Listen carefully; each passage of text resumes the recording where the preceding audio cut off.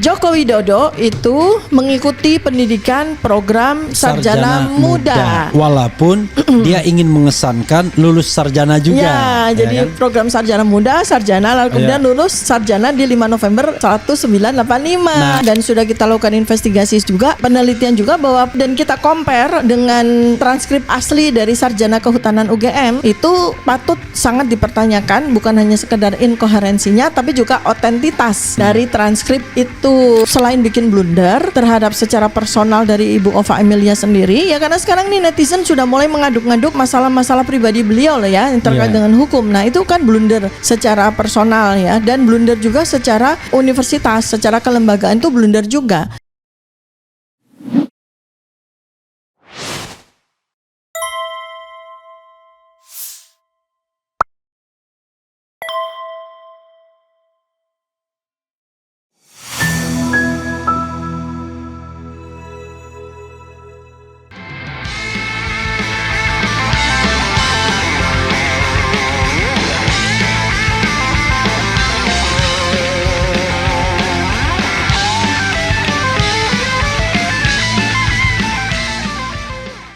Assalamualaikum warahmatullahi wabarakatuh.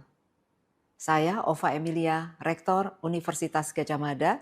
Berikut adalah pernyataan resmi UGM terkait ijazah Bapak Joko Widodo. UGM sudah menyatakan beberapa kali secara tegas bahwa Joko Widodo adalah alumni Universitas Gadjah Mada. UGM memiliki dokumen otentik terkait keseluruhan proses pendidikan Joko Widodo di UGM.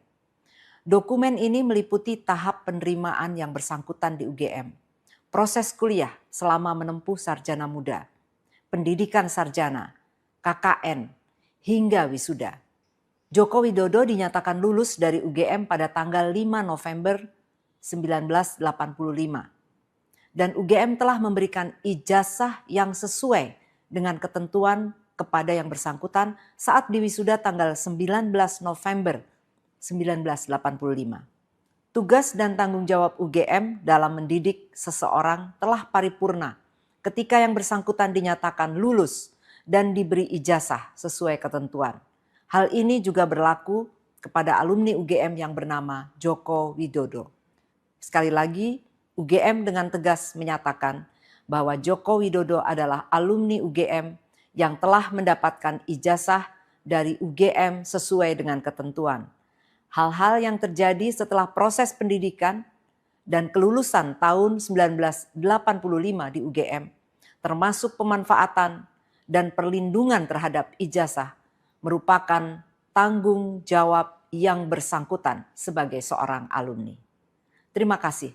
Wassalamualaikum warahmatullahi wabarakatuh. Assalamualaikum warahmatullahi wabarakatuh. Sobat RH sekalian, jumpa lagi kita di channel yang keren ini. Keren cadas. Dokter, kita tidak punya banyak waktu, paling cuma setengah jam. Nyambung lagi. The first thing you have to do, introduce your Jokowi's white paper dulu. Nah ini dia nih. Ya nih Sobat RH sekalian dimanapun Anda berada, ini udah bertubi-tubi yang pesan, jadi jangan sampai kehabisan untuk pertama ya, cetakan pertama itu kan sangat monumental ya, jadi jangan sampai ketinggalan. Silahkan Anda segera pesan di nomor 0812 2207 9097 atau 0877 2598 0909 langsung kepada admin kami. Oke, sorry dok, orang tidak akan menangkap omongan dokter, tetapi kita ada ya, yang kemarin itu pernah ada kita. Ada ditambahin 2 ya, tambahin jadi adminnya sekarang 2 ditambah dengan 12 reseller. Oke, gini aja. Oke, berapa dok tadi dok? 0812 2207 9097 9097. Ketangkap sudah? Ya, satu lagi. Hah? Sekali lagi. Oke. 0812 2207 9097 9097 atau atas nama dulu. Oh, Asti. Atas nama Asti. Ya. Ya, Asti. atau 0877 0877 2598 2598 0909. 0909. Indah. Sudah ketangkap ya? Atas Indah. nama Indah, ya kan? Sudah. Sudah. Oke ya. Karena ada keluhan dok. Katanya yang dokter yang pesan kemarin itu, loh saya hubung-hubungi nomor yang dikasihkan kok nggak ada nyaut-nyaut. Nah, ini mudah-mudahan nomor ini nyaut langsung ya. Ini memang bertubi-tubi luar biasa. Oke. Jadi kayaknya tangan 2 orang admin ini kurang, makanya kita sekarang juga udah teman-teman volunteer untuk jadi reseller. Oke. Ya, nanti akan kita data ya Oke. supaya respon bertanggung jawab ya. Jadi tidak ada nomor liar. Nomor sekalian rekening BCA-nya. Rekeningnya disampaikan. Disampaikan dong. Kan gini, pre-order ini sah kalau sudah transfer uang kan? Oh iya. Ah ya, Sah makanya. kalau misalnya Anda cuma pesan tapi tidak kirim Nggak. uang, tidak kirim bukti pembayaran, itu jadi tidak sah. Oke. Dan ini nanti kan soalnya FIFO ya, first in first out. Jadi siapa yang duluan transfer dia yang dapat buku pertama. Iya. Dan insya Allah 1000 pertama dapat tanda tangan basah kita bertiga. Oke. Kalau yang berikutnya belum tentu nih. Capek juga kita. Sebentar untuk nomor itunya ya, nomor Rekening. nomor rekeningnya itu, bentar. Saya tidak hafal nomor rekeningnya. Rekening saya aja hafal saya. Rekening saya sendiri juga hafal. Jadi saudara sekalian jangan khawatir ya, ini bukan fundraising, ini adalah jual beli biasa, jadi nggak ada masalah. Ganti cetak plus kita juga biaya untuk dakwah kemana-mana ya. Ya. Itu dia. Kok nggak ada? Mana nomornya? Saya pernah dapat, tetapi nanti lebih Terus, baik biar lihat lagi. ini ya, apa namanya, biar Jangan sampai kemudian keliru nantinya, soalnya ini kan harus ini sensitif ya. sensitif sekali. Aduh, Nah, kayaknya Diki nanti kita sampai jam 4, mungkin siapkan aja mobil, begitu menghadap ke jam sana. 4 kita jalan. Ini ya ini bukan kurang 15, ini kurang 13 sudah. Enggak banyak waktu. Ini nyari ininya aja susah nih. Oke. Oke dok, nanti gampang lah. Nanti Ya, untuk nomor rekening akan kita sertakan di deskripsi ya, di bawahnya. Tapi demikian juga nomor yang nomor yang disertakan tadi juga akan kita sampaikan ke deskripsi. Ya. Nah sekarang waktu kita nggak banyak dok, jadi silahkan dokter mengomentari apa yang disampaikan Ova Emilia, Rektor UGM. Ya. Yang judulnya finally ya, bukan soft landing, akhirnya Finally. mengakui bahwa Jokowi sarjana muda ya. Oke, silakan. Itu dia. Jadi kita itu baru tahu bahwa ada orang namanya Joko Widodo itu menjadi mahasiswa Fakultas Kehutanan UGM sarjana muda, program sarjana muda itu dalam 2 kali kesempatan di tahun 2025 ini. Dan dua-duanya bikin kita tercengang. Yang pertama adalah di tanggal 22 Mei 2025 oleh Bareskrim ya. Dirtipidum Bareskrim itu salah satu dari 34 dokumen yang dia sampaikan kepada kita semua melalui media itu adalah registrasi masuknya Joko Widodo ke Fakultas Kehutanan UGM, dan yang bersangkutan itu melingkari program studi SM atau sarjana muda dan bukan sarjana. Ditampilkan Ya, sarjana ada mudanya. Ya. Nah, kemudian yang kedua kali ini yaitu yang disampaikan oleh Rektor UGM ya, setelah 11 tahun kita baru tahu di tahun 2025 ini. Dan pada waktu rilis atau pernyataan konferensi pers yang dilakukan Rektor Ova Emilia di bulan Oktober 2022, beliau sama sekali tidak menyebutkan tentang Joko Widodo itu adalah sarjana muda, masuk program studi sarjana muda. Beliau sama sekali tidak menyebut.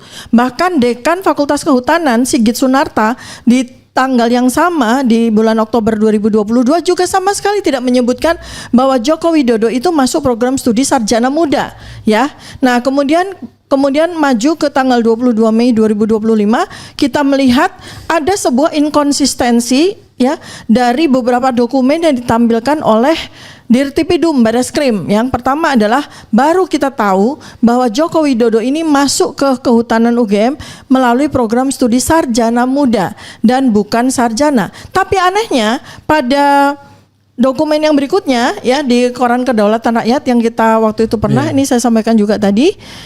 Anehnya menurut klaim dari Dirtipidum Bareskrim dia menampilkan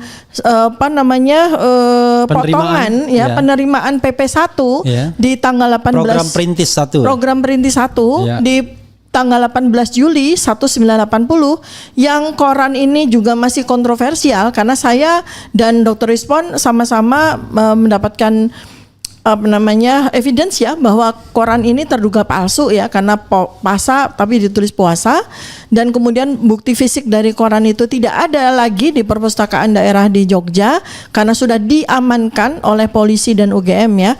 Nah, pada koran tersebut ya walaupun itu koran kontroversial di situ termuat ada nomor 14 ya di program studi sarjana ya. Penerimaan mahasiswa sarjana nomor 14 ada Joko Widodo. Nah berarti ini ada 2 Joko Widodo ini.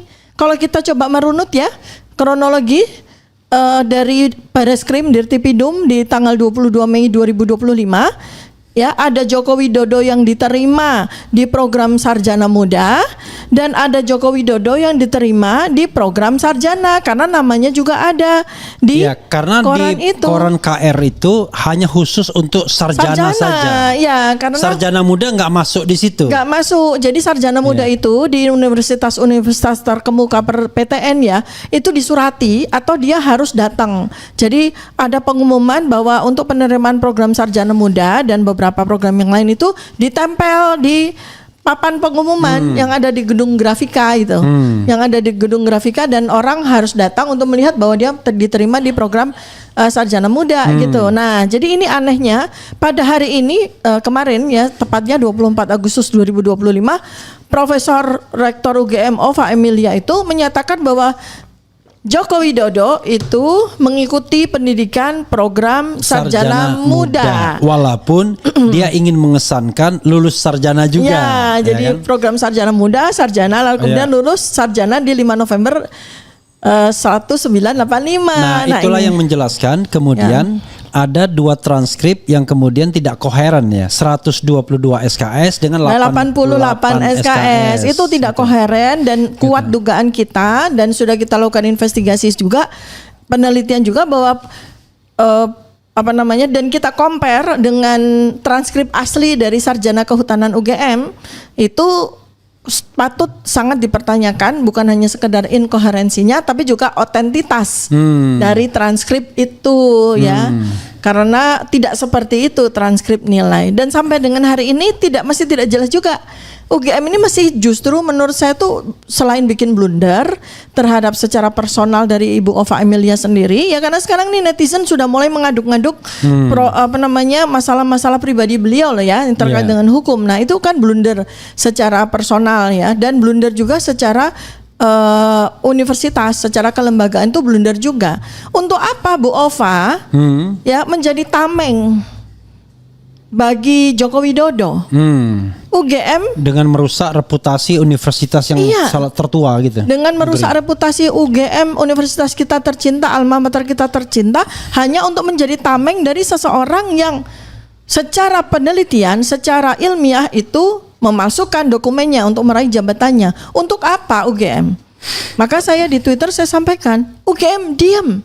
Dari sejak tanggal 15 April 2025 ketika saya ke UGM ya mewakili TPUA waktu itu secara insidental, saya sebetulnya ingin sekali ketemu dengan Ibu Ova Emilia karena saya dengan beliau itu punya hubungan baik secara pribadi maupun secara institusional. Sama-sama Fakultas Kedokteran. Sama-sama periset ya, kami terlibat di dalam beberapa organisasi riset yang sama. Saya sebetulnya ingin sampaikan UGM mundur, diam, tidak usah mengambil peran di dalam polemik ini.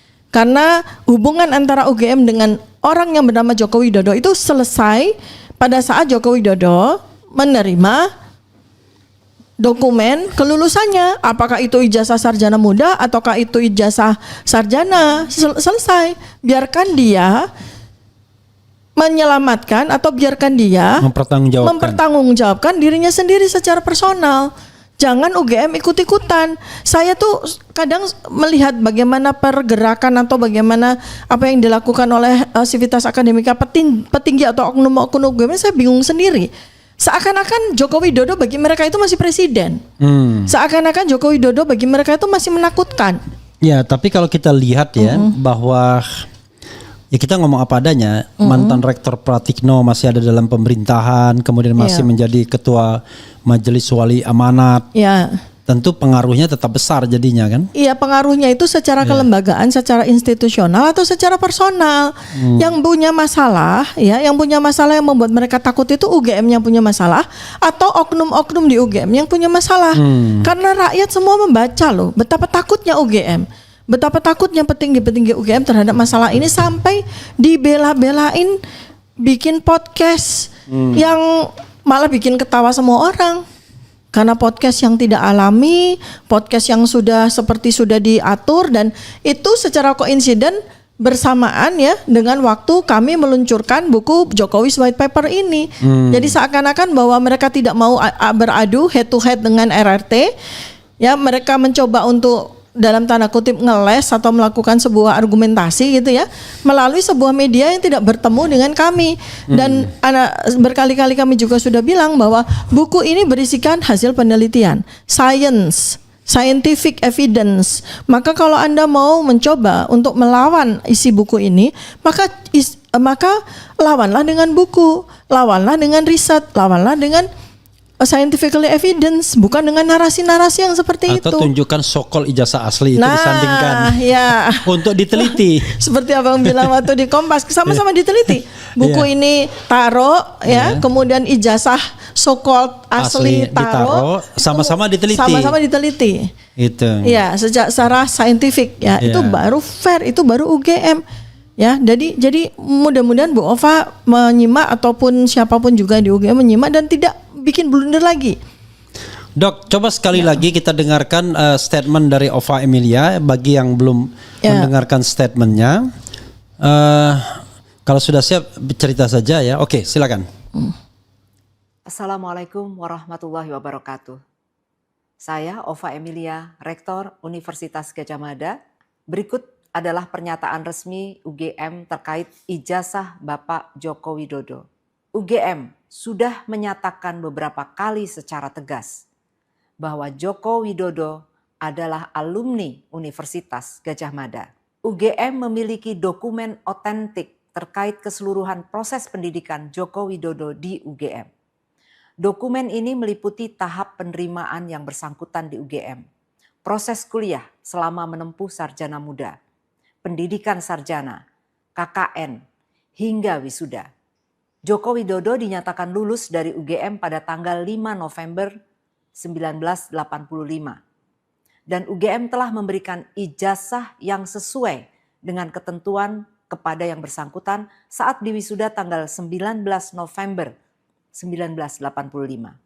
Tugas dan tanggung jawab UGM dalam mendidik seseorang telah paripurna ketika yang bersangkutan dinyatakan lulus dan diberi ijazah sesuai ketentuan. Hal ini juga berlaku kepada alumni UGM yang bernama Joko Widodo. Sekali lagi, UGM dengan tegas menyatakan bahwa Joko Widodo adalah alumni UGM yang telah mendapatkan ijazah dari UGM sesuai dengan ketentuan. Hal-hal yang terjadi setelah proses pendidikan dan kelulusan tahun 1985 di UGM, termasuk pemanfaatan dan perlindungan terhadap ijazah, merupakan tanggung jawab yang bersangkutan sebagai seorang alumni. Terima kasih. Wassalamualaikum warahmatullahi wabarakatuh. Ya, saudara sekalian, tadi kita sudah lihat kembali pernyataan Ova Emilia, jelas ya. Dia menyebutkan sarjana muda, sarjana. Nah, itu clue.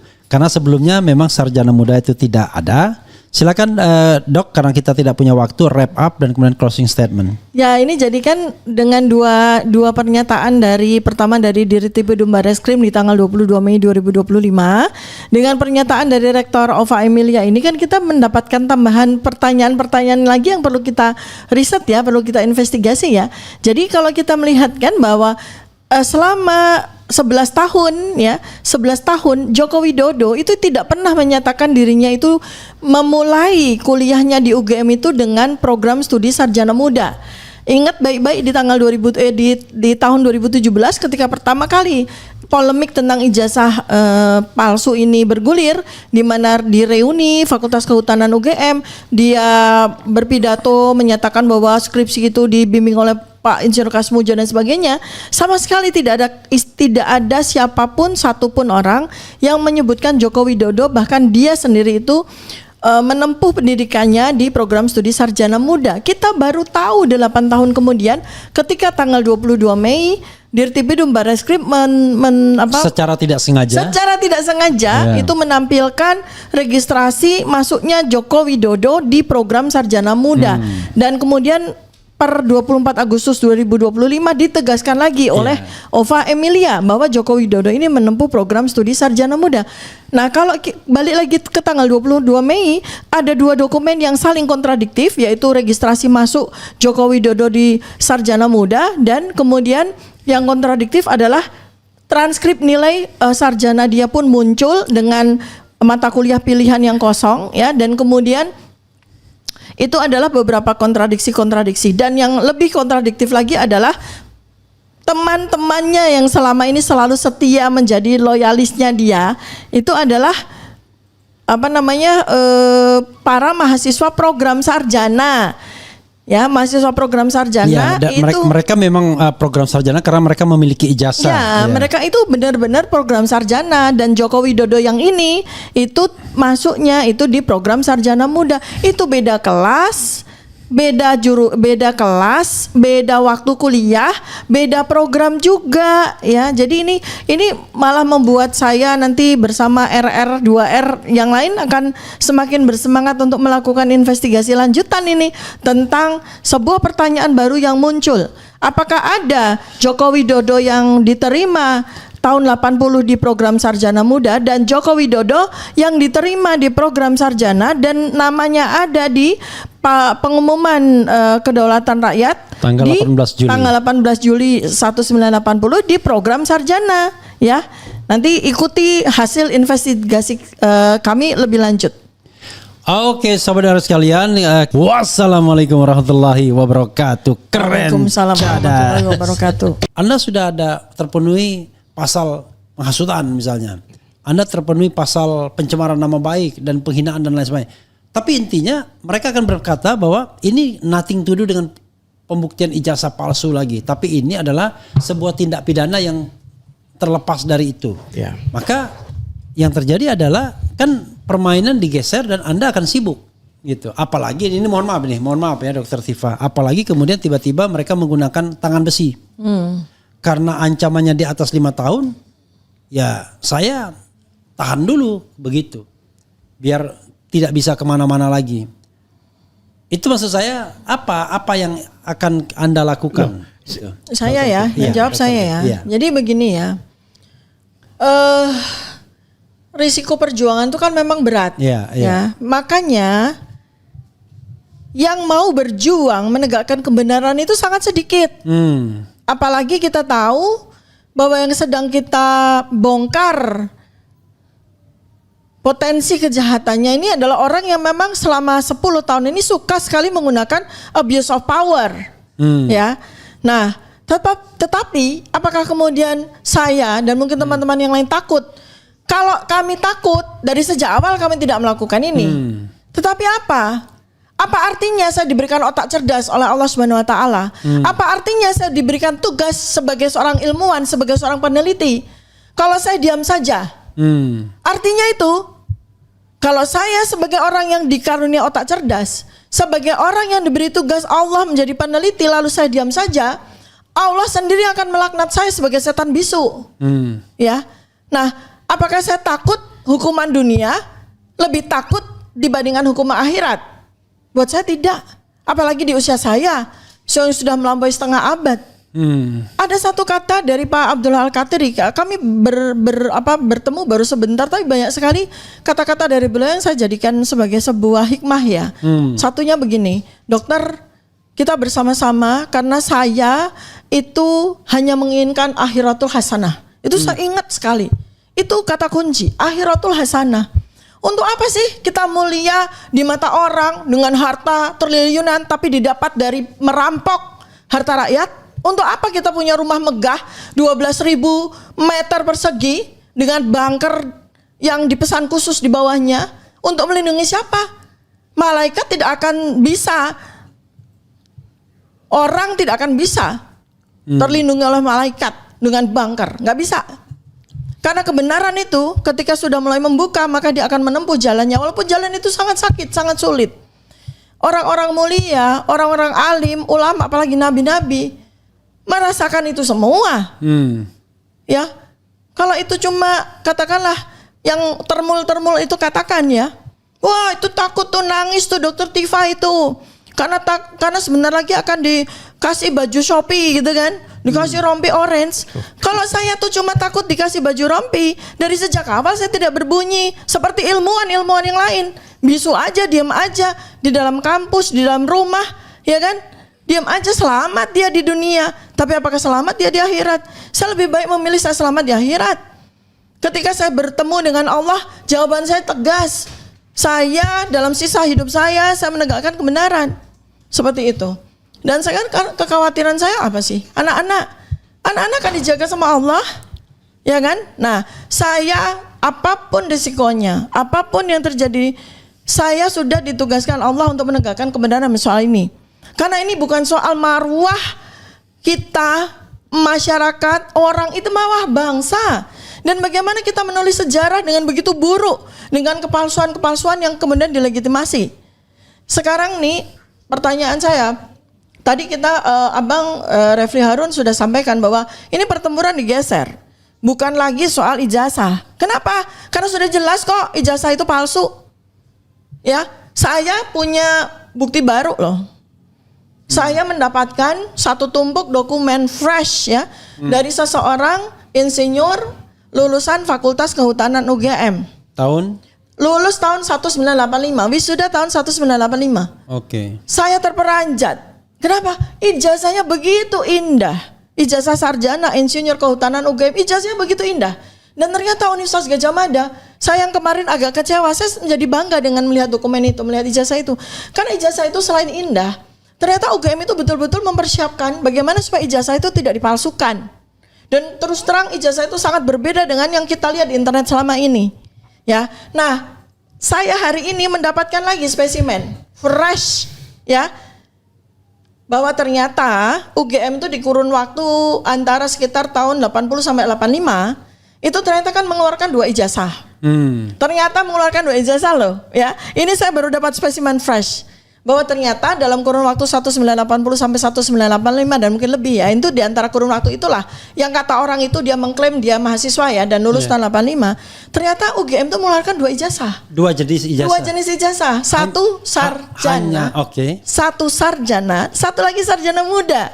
Nah, ini ya.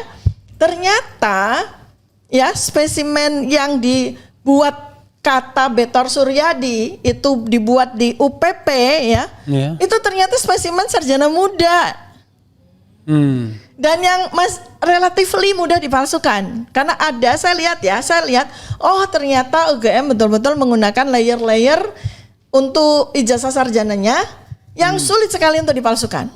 Ya, sulit, karena itu metode atau teknologi atau teknik pembuatan ijazah itu saya gunakan pada buku-buku saya.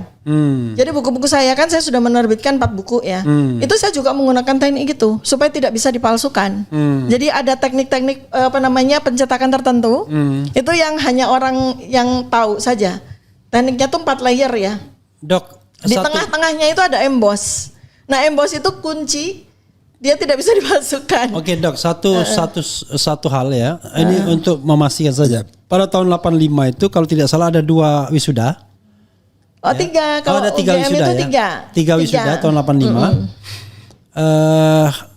Apakah 3 wisuda itu sama semua ijazah kehutanannya? Oh, tentu saja sama. Jadi spesimen dari kertasnya itu sama nggak mungkin. Makanya saya impress gitu loh. Ini ijazah sarjana itu indah sekali dan sangat multi layer ya. Jadi ada emboss yang itu nggak mungkin dipalsukan. Oke. Ya, karena itu pakai mesin yang sangat mahal. Itu embossnya letaknya di tengah, di tengah-tengah kertas. Oke. Di tengah-tengah kertas ya itu pakai teknik khusus itu gitu. Terus ada macam-macam lah, ada guratan kertas-kertas di dalam. Itu yang nggak mungkin ijazah itu dipalsukan. Sehingga menghasilkan sebuah ijazah yang sangat indah, sangat agung gitu loh, dan sangat sulit dipalsukan. Tapi kalau sarjana mudanya, nah ini hari ini saya dapat. Ini ada suami istri yang dengan murah hati mengirimkan kepada saya ijazah mereka. Fotokopi tentunya ya? Enggak, ijazah asli. Asli? Asli. Dengan kata-kata tolong balikin, enggak? Ya. Ya beliau mungkin ingin sekali membantu saya untuk menegakkan kebenaran. Sampai yang asli dikirimkan? Ya, sudah saya terima hari ini. Oke. Suami istri ini yang satu. Nanti di belakang kita numpang lihat juga ya. Nah, tapi saya enggak, ini karena saya mau akan guna ya, saya mau spill aja. Satu sarjana muda. Nah ini saya melihat, oh ini dia. Oke. Orang-orang yang mohon maaf ya, punya kecerdasan, punya wawasan dan segala macam tuh dia tidak berpikir ke situ. Sembarangan saja. Namanya juga kan kalau kebenaran ya, Allah itu ada lagunya engkau sarjana muda. Ya, jadi namanya ini sebenarnya yang membuat kemudian peta pertempuran digeser. Dan saya jauh-jauh hari sudah tahu ini. Iya. Karena apa? Iya, targetnya itu memenjarakan kami, kan gitu targetnya. Jadi mungkin kayak semacam gini, apapun yang terjadi pokoknya bungkam mereka. Karena mereka lah yang bisa membongkar kebenaran ini, kan gitu. Masalahnya nih, saya bukan ingin menonjolkan diri ya, wong nan sama juga jadi korban ya. Maksudnya gini, RRT, Roy, Rismond, Tifa, udah mentok. Artinya siapa lagi? Siapa lagi? Udah mentok, maksudnya dari sisi keberanian, dari sisi argumen-argumen saintifik yang sulit untuk dibantah. Mau siapa lagi? Artinya kalau 3 orang ini dibungkam, nggak ada lagi orang yang akan berani. Itu kalkulasi sederhana sekali. Jangan salah. Kebenaran itu punya jundullah, punya pasukan Allah. Ketika saya udah ingatkan ya, ini saya ingatkan. Ketika Roy dibungkam, ketika Rismond dibungkam, ketika Tifa dibungkam akan muncul 1000 Roy, 1000 Rismond, 1000 Tifa. Saya pastikan itu. Karena ini adalah milik Allah. Allah sendiri yang sudah membuka itu. Sehingga nanti akan bermunculan anak-anak muda, milenial, zilenial yang jauh lebih cerdas daripada kami, jauh lebih melek teknologi daripada kami yang akan menyampaikan hasil penelitian mereka. Jadi nggak ada artinya membungkam Roy, membungkam Rismond, membungkam Tifa. Nggak ada artinya. Karena kami ya para ilmuwan itu tidak bisa dibungkam secara fisik. Karena kami lebih daripada fisik. Suara kami itu menembus tembok. Suara kami menembus tembok. Kami nggak dikasih laptop, nggak dikasih HP. Suara kami tetap bisa menembus tembok. Kenapa? Kebenaran yang keluar dari tembok itu. Jadi jangan pernah berpikir, walaupun di dunia, di negara yang nir hukum seperti ini, di mana hukum menjadi alat untuk memelihara kekuasaan itu akan menang terus, tidak bisa. Sejarah ribuan tahun sudah membuktikan, kebenaran itu selalu menang. Dibungkam mau seperti apapun, kebenaran itu selalu menang. Dan kezoliman itu selalu mendapatkan hukumannya di dunia, bukan cuma di akhirat. Ya, itu ingat itu baik-baik kepada semua orang yang sekarang ini menyalahgunakan kekuasaannya, menyalahgunakan hukum untuk membungkam kebenaran. Oke, Bro Al-Kathiri. Ya. Saya lebih tertarik kalau Bro bicara juga mengenai hal yang disampaikan oleh Dr. Tifa. Perjuangan tidak hanya hukum, tapi perjuangan non hukum itu barangkali juga menjadi penting. Iya. Karena advokasi itu kalau perang tuh sudah harus perang semesta. Betul. Silakan. Ya memang banyak kelompok-kelompok masyarakat ya, bahkan NGO dan sebagainya, termasuk purnawirawan dan sebagainya, itu concern dengan masalah ini. Dan mereka bergerak tentang ini. Bahkan mereka akan mempertanyakan saya dengar ya kabar, mempertanyakan ke Kapolri dan sebagainya gitu loh. Kok terjadi carut marut seperti ini? Dan ini kan bukan 1-2 orang, tapi ini kan masalah bangsa Indonesia, ya kan? Makanya kalau kita perlu juga ya, yang penting buat saya sekarang ini kita harus mengcounter yang namanya Khairul Anam itu. Khairul Anam itu kan tadinya di Komnas HAM. Ya. Waktu kilometer 50 kan dia ngomong semua apa-apa yang dia persis seperti ini. Ya. Masa dia bercerita tentang proses ini polisi dan sebagainya, dan itu kami tidak terlibat loh, kami sudah pulang itu. Ya. Jadi mereka berdiskusi sendiri ini, berdiskusi ria ini, itu nggak ada kami. Tapi kan dia harus menceritakan. Dikatakan oleh pelapor waktu itu Pendumas mengatakan demikian, nggak disampaikan sama dia. Jadi seolah-olah semuanya itu proses polisi aja. Saya tanya, dia ini sebagai Kompolnas, apa humasnya polisi ini saya bertanya. Gitu loh. Ini kan bukannya Kompolnas dari dulu begitu fungsinya. Lah Kompolnas itu kan dalam kasus Sambo, dalam kasus KM50. Artinya kan Kompolnas itu kan didirikan, dipercaya bahkan itu dengan uang rakyat, dengan APBN itu untuk mengontrol kepolisian. Ya, tapi bukan mengagumi. Ingat nggak dulu Benny Mamoto dalam kasus KM50? Lah, iya, belum apa-apa udah membenarkan aja dia. Lah itulah masalahnya, Bang. Cuma masalahnya gini, ada sesuatu keanehan ya kemarin. Yang saya bilang Perkap, saya kan ada Perkap nomor 10 udah. Ya. Itu mereka bilang ada Perkaba katanya lawyernya salah. Perkaba itu peraturan Bareskrim. Iya kan? Wow, seolah-olah memberi kesan bahwa saya itu tidak terupdate gitu loh. Iya. Saya bilang bacakan. Di stop sama ketua. Bacakan isinya. Perkaba itu SOP. Iya. SOP dari SOP dari kayak. Dan itu bukan nggak bisa setingkat Perkaba nggak bisa bikin lah peraturan. apalagi Perkab di atasnya kan. Iya. Kan bertentangan dan Perkab itu masih ada. Dan yang menarik pada saat saya mau bicara tentang Perkab, baru bicara terus dikatakan, wah kami sudah tahu Perkab nggak usah dibacakan. Kan aneh. Itu bukan substansi. Ya saya agak protes. Ini substansi. Ini yang saya mau bicarakan ini substansi. Saya keberatan kalau saya tidak boleh membicarakan ini. Tapi tetap dilarang. Bukan, saya bilang kami sudah tahu masalahnya. Enggak, akhirnya tetap tidak dibacakan. Saya bacakan. Oh, dibacakan. Oh ya harus Bacakan. dong. Iya. Pasal berapa yang dibacakan itu? Anda kayaknya nggak kenal Mal Katiri ya? Iya, Baru kenal sekarang. baru kenal sekarang. Ini Saya ngerti nggak? Iya. Ya kan, saya nggak bisa dibelokkan. Saya ini kalau seandainya sama mau dengan mobil tronton yang nggak power steering berat untuk dibelokin gitu. Saya bukan nyombong ya, cuma ini cerita aja. Satu hal lagi, saya bilang kalau Anda mengatakan Anda mengetahui, ya kan? Lah bagaimana? Apakah tamu-tamu ini juga mengetahui isi Perkap itu? Iya. Saya itu perlu nyampaikan ke mereka. Ini mereka ada DPR, ada Komnas HAM dan sebagainya. Ya, kayaknya dugaan saya, jangan sampai Al-Katiri bicara Perkap. Karena selama ini kan sudah saya gaungkan. Iya. Coba ditayangkan Perkap itu, ya kan? Nanti saya. Anda ngerti. Saya mungkin saya bacakan Perkapnya ya, biar Al-Katiri tidak tanya terus, ya kan? Pasal 10 Perkap nomor 10 tahun 2019. Ya. Itu 2009. 9. 1. Tata cara permintaan pemeriksaan laboratoris kriminalistik barang bukti adalah sebagai berikut. A. Kepala Kesatuan Kewilayahan atau Kepala Pimpinan Instansi mengajukan permintaan pemeriksaan laboratoris kriminalistik barang bukti secara tertulis kepada Kalapor Polri ya, dengan menjelaskan maksud dan tujuan pemeriksaan. B. Permintaan tertulis sebagaimana dimaksud pada ayat 1 huruf A wajib dilengkapi persyaratan formal dan teknis. Tolong digarisbawahi wajib gitu. Ya, wajib. Formal dan teknis sesuai dengan jenis pemeriksaan. Langsung ayat 2. Silakan.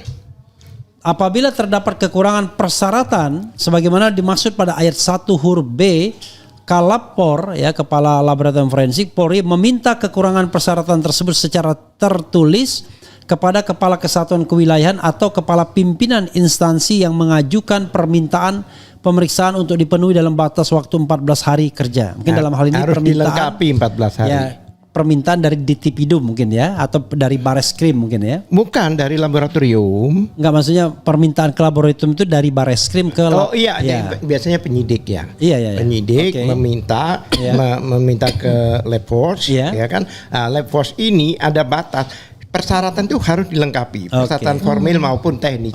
Kalau tidak, dalam 14 hari mereka harus respon balik. Oke. Dikembalikan harus balik. Jadi kayak apa ya P21, P18 Ya, itu. oke. Itu 2 kali 14 Setelah hari. 2 kali permintaan kekurangan persyaratan sebagaimana 2 dimaksud kali 14 pada ayat hari. 2 tidak dapat dipenuhi, Lab 4 Polri akan mengembalikan berkas pemeriksaan barang bukti tanpa memberikan hasil pemeriksaan. Ya, berarti betapa pentingnya Ya. persyaratan itu kan. Oke. Ya, permintaan pemeriksaan dapat diajukan kembali dengan permintaan baru setelah memenuhi persyaratan sebagaimana dimaksud pada ayat 1 huruf B. Oke.